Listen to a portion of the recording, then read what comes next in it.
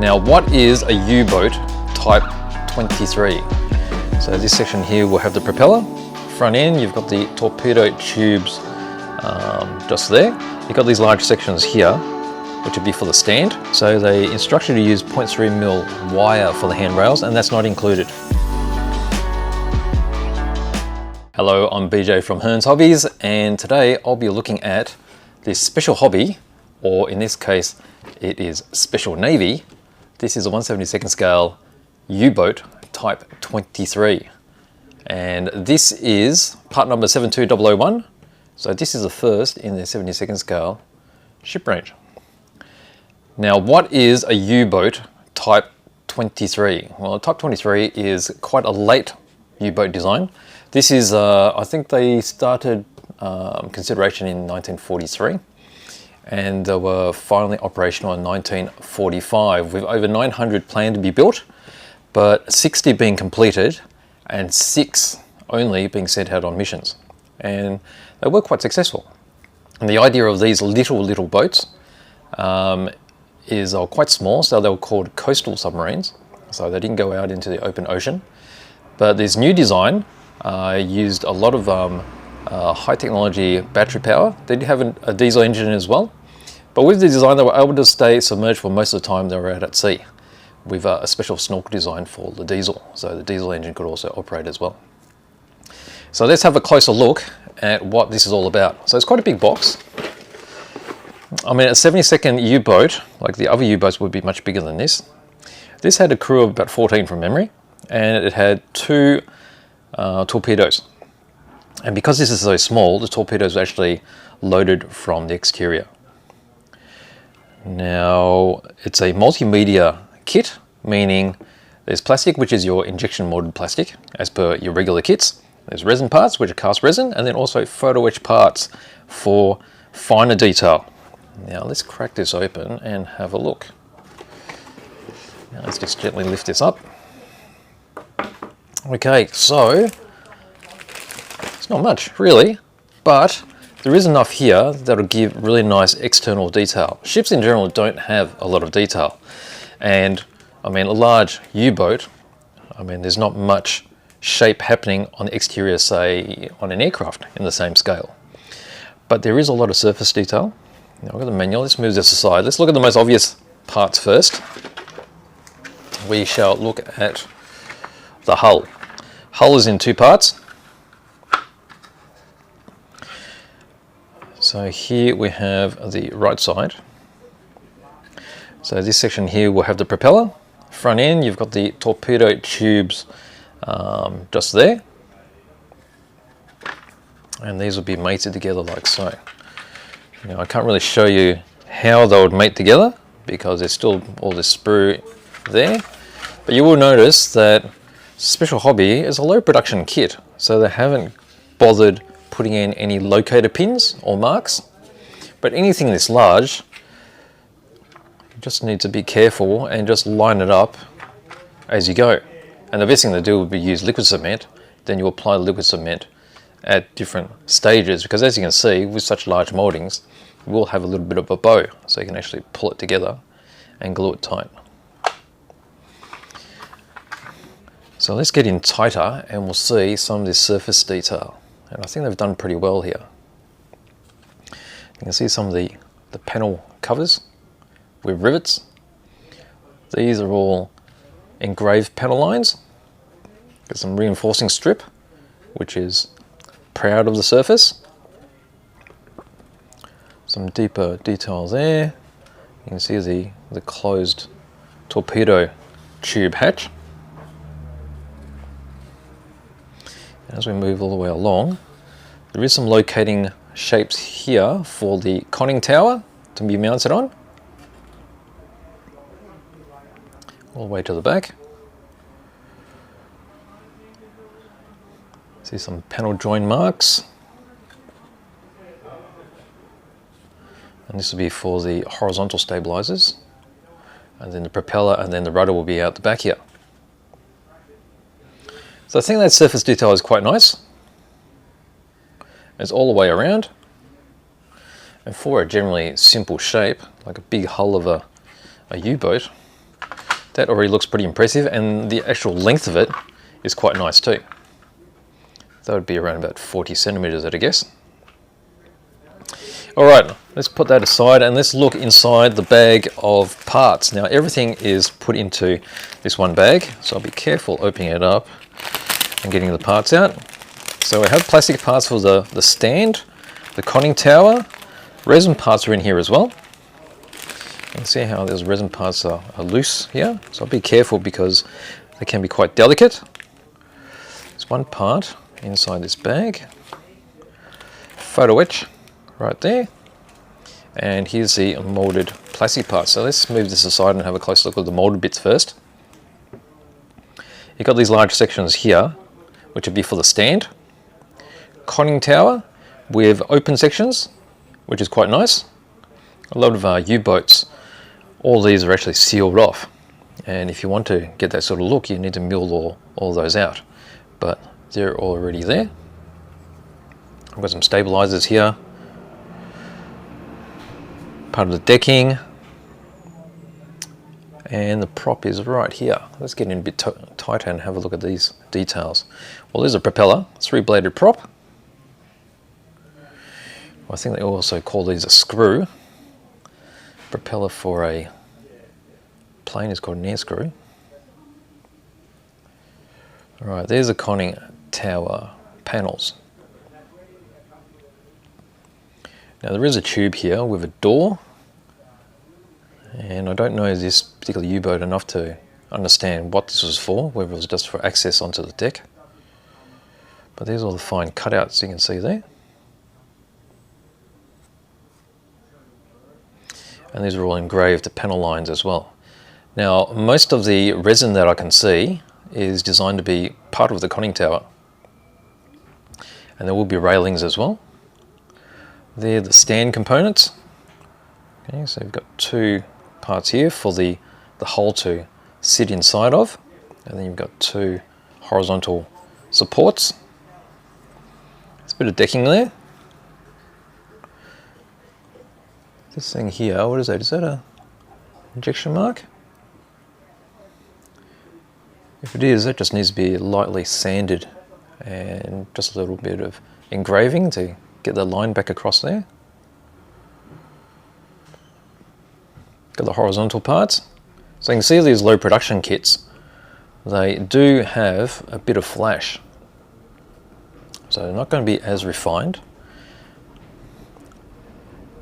Just means you need to spend a little bit more time cleaning these up, and because these are quite broad, large components, I mean that's very easy to clean up with a sanding block or a file. Same there. So nothing outrageous. I mean the most important part is being able to get some nice detail on the surface, which is great there. I think some of the challenges of U-boats is also getting the weathering right, because you sort of get the impression of them all covered in surface rust with streaks and such. Okay, so that is the final piece of sprue. I'll put this over here. Alright, let's see what this resin part is here. Alright, this looks like a bit of decking in the middle of the conning tower. Now with resin, we'll expect this to have really sharp detail. And it certainly does. So you've got wood decking. I'm pretty sure these would have been slotted here for the water to flow through, to drain. And they're quite deep, so it'll be easy to do a dark wash to accentuate that. You've got the hatch that's already covered up. Now you notice how there's quite a large mold block, because with resin, it's generally hand poured. And it'll be poured this way. You can see how the meniscus is here. This is where it would have been poured. This was the top. And having a large block means that the material can get into the actual part that's being molded evenly. And that means there's large blocks here to actually cut off. Best way is with razor saw. You wouldn't use any side cutters for this because resin is quite brittle in comparison to polystyrene. So you do a gentle cut across here, all the way across, just separate it from this large block, and then gently cut off the rest of it. and then you can sand it down and trim it to shape. Okay, so there's that bit. Let's pop it back in the little bag here. I think we'll keep it zoomed in. Here's the rest of the parts. Let's pull those out of this bag. Like so. Alright, now what do we have? Alright, here's another piece. That'll be part of the back of the conning tower. And again, you have all the vents, all the water vents. Super crisp. You see how there's holes on this side.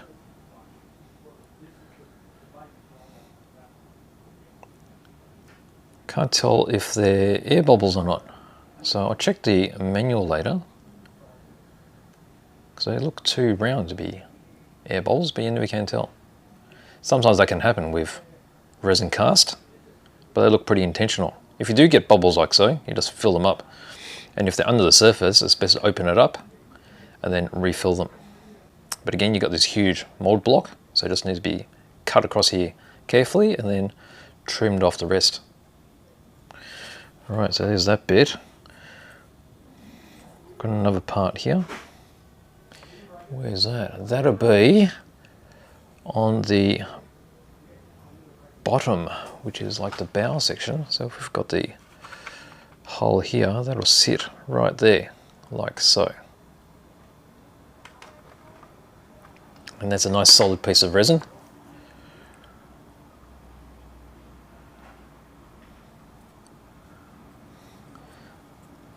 Quite a bit of weight there. So again, this will be easier to trim off, because you can see the joint is a lot smaller. So just, again, cut it with a razor saw across here, and then sand or trim the rest off. That part there, we've got some periscopes. And this is the binoculars. Let's see if I can get in really tight with that one, because they look really nice.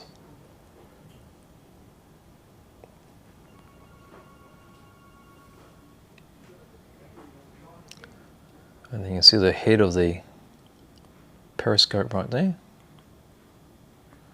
and the shafts.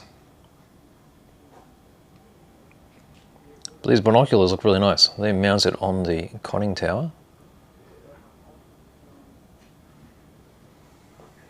Beautiful. Now, I might as well leave it there. There's another bit. I have no idea what that is, but that looks like it sits on the hull top.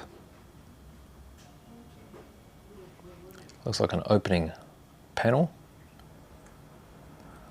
Again, this you'll need to be very careful when you're cutting it. You don't want to trim it too far in there. Just follow the guidelines. Another panel.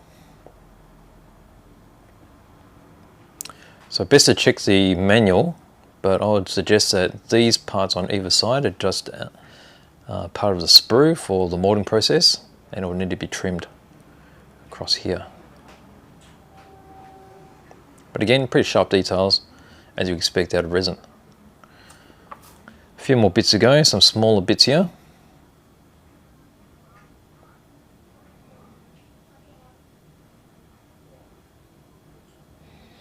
Again, check the manual so you know where to trim it.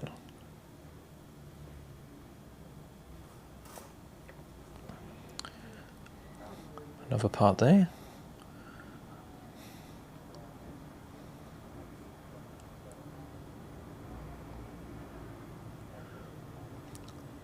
Maybe part of the periscope. And again, we have this one, which is a bit of a shaft, and that could be an extension of the periscope, the base. Okay, let's look at the photo-etch. I'm not going to take this out of the packet, because I don't want to damage anything, but it's lots of small parts. They're all numbered, so they're easy to follow. And along here, you see all these round parts. These are actually the supports for the handrail, and there'll be wire that will go through there. I don't think they include the wire, so you'll need to do that yourself. There's some handrails to act like the ladder going up the conning tower.